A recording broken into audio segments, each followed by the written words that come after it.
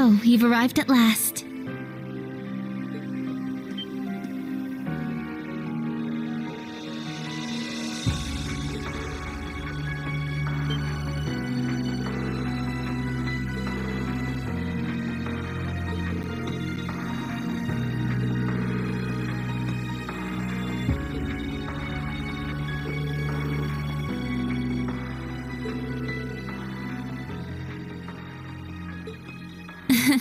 Yes, it's good to see you all again. Please, come in.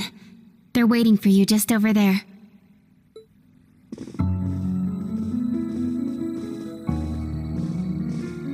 I'm glad you all finally made it. The Church has decided this issue now merits the attention of the Congregation for the Sacraments. As such, the Archbishop and all the staff here have been moved to another location.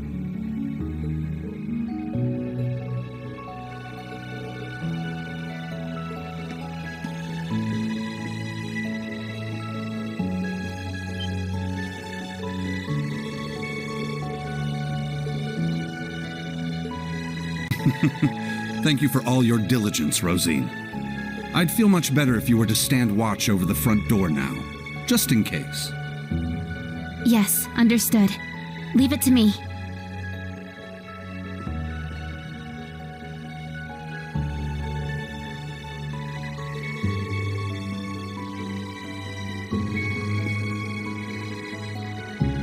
Let me introduce you. This man is a member of the Gralsritter, a division of the Septian Church. He's the second in command, in fact. Thomas Lysander. He holds the seat of Second Dominion and is sometimes known by his title, the Partitioner.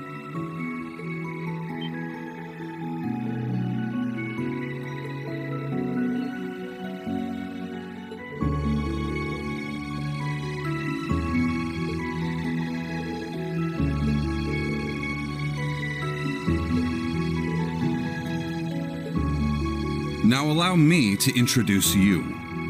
This man is one of the Gralsritter's 12 Dominion, the successor to the 8th Dominion, Gaius Warzel.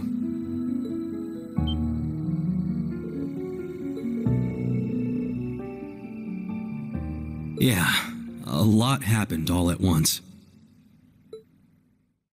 After graduating from Thors, I returned to Nord and began observing the struggle between Erebonia and Calvert. However, I began to feel something dark and sinister carried on the winds of the plateaus.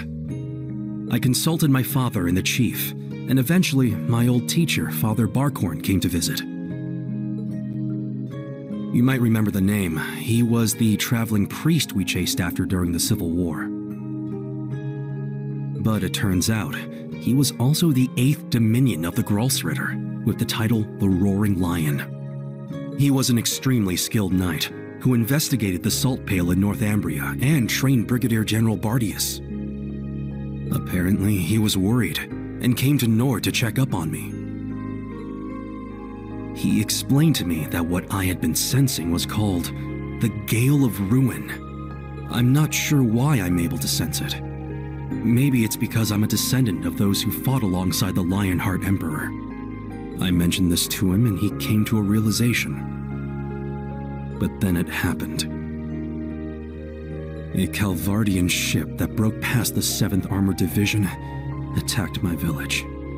My father was away at the time. I fought back in an attempt to protect my family, but it was no use. Right as I prepared myself for death, my teacher threw his huge body in the way to protect me. And as he lay there dying, he passed his stigma onto me. Across the nearly 1,000-year history of the Gralsritter, its highest-ranking members have each borne one of 12 sacred markings. This was one of those markings.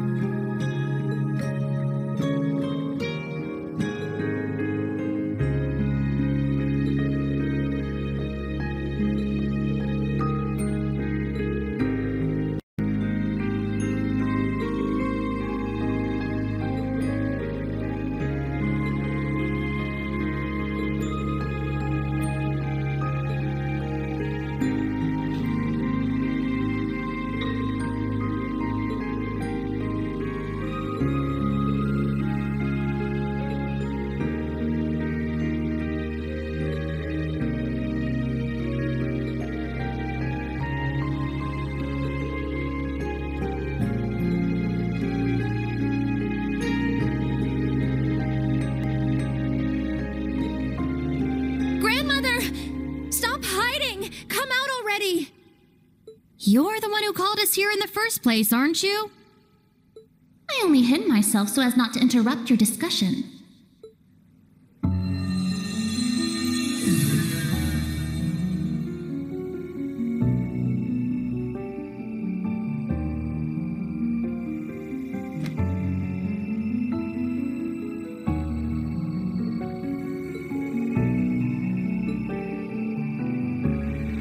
Indeed.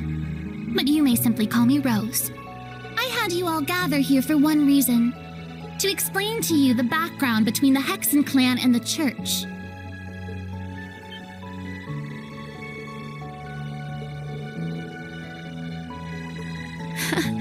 It's not as though we don't believe in Adios. There have been some differences in opinion over the years, but we and the church have worked together on a number of occasions. For example, during the War of the Lions or the vampire incident in the Middle Ages. Not to mention the fight against the Dark Dragon 800 years ago.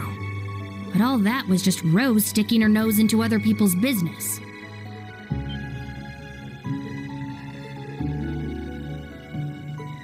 Legend has it, Emperor Dreikel's camp was once visited by a good witch. And the novel Red Moon Rose features a vampire hunter affiliated with the church who was, in truth, the true ancestor of the vampires. The woman you now see before you was both of these people, even if she looks a bit different.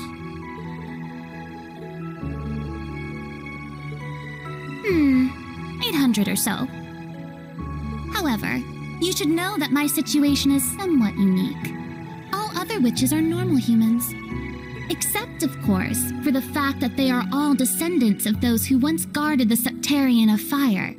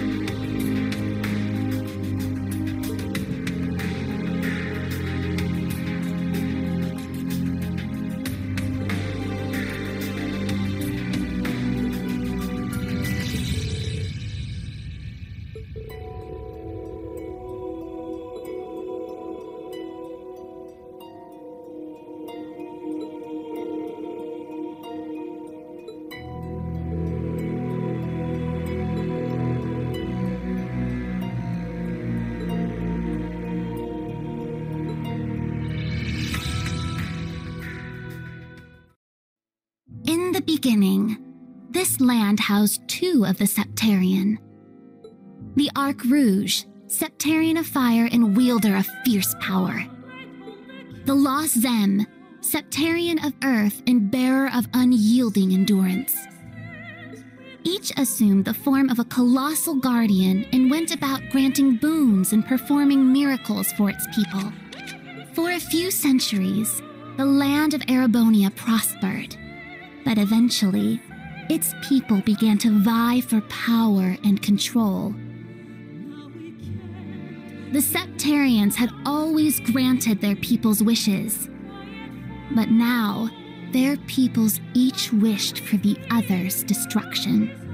And so, the two colossi began fighting. Their battle ravaged the earth and split the sky, devastating the entire region. The humans tried to stop them, but it was in vain. The Septarians' fight continued 1,000 days, scorching the land black. When the battle ended at long last, it was a tie. Exhausting their power in one final strike, the two Septarian were blown away, left as nothing but empty shells. Yet the tale did not end there. The power expelled by each Septarian collided and became one, resulting in the creation of an entirely new entity. The Great One, the Septarian of Steel. It was an existence created from the union of fire and earth. It was beyond anything else in this realm. It was the ultimate source of power. Though things seemed fine at first, the survivors of the war soon realized the eternal conflict within it. They knew this conflict would cause it to grow ever more unstable, and that it was not something that could be handled by mankind. With the Holy Beast's assistance, the kins of fire and earth joined together to see the Great One sealed away. However, each of their attempts ended in failure. Left with no other options, they resorted to their final plan. The Great One would remain whole in the higher plane, yet its physical incarnation in this world split into numerous shards. It was this final gambit that saw disaster averted. Indeed, their combined efforts bore fruit. The kin of Earth created 7 vessels, while the kin of Fire split the Great One's power and infused each vessel with a part of it.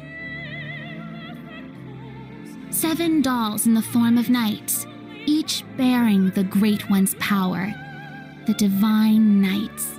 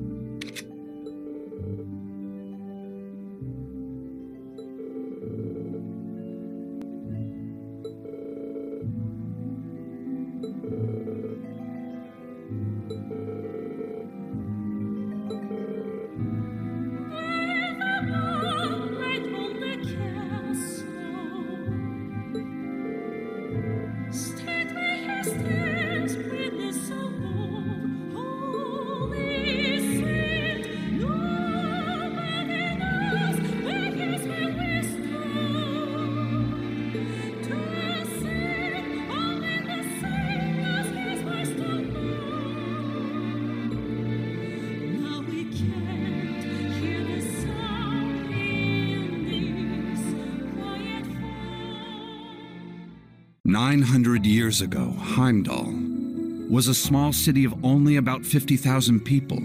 However, it was one of the burgeoning centers of culture for the region. The Septian Church had finished construction on the Heimdall Cathedral, and there were plans to develop the city even further. But it was then the Dark Dragon appeared, blanketing Heimdall in miasma and transforming it into a city of the dead. Emperor Astorius chose to lead his people south and made Sainart the new capital of Erebonia. In helping Emperor Astorius deal with this crisis, the Hexen clan and gnomes each suffered substantial losses. The Hexen clan lost its elder, and the gnomes their holy beast. And so ended their alliance. The final time they spoke would be a century later. It was when Emperor Hector awakened the Vermilion Knight to reclaim Heimdall from the Dark Dragon. He did so at the urging of the chief of the gnomes and the new elder of the Hexen clan, myself. However, the Emperor fell to the Dark Dragon's miasma, and the Vermilion Knight to its curse. The Emperor's son had the chief of the gnomes and myself seal the cursed knight deep below the Imperial Palace. That would be the last act our two clans performed together. I do not know why, but the gnomes cut off contact with our clan and hid themselves away. In the 800 years that followed, whenever war struck Erebonia, a divine knight would enter the stage, demonstrate its might, then vanish. I was certain the gnomes were involved, yet all we could do was guide awakeners on the proper course.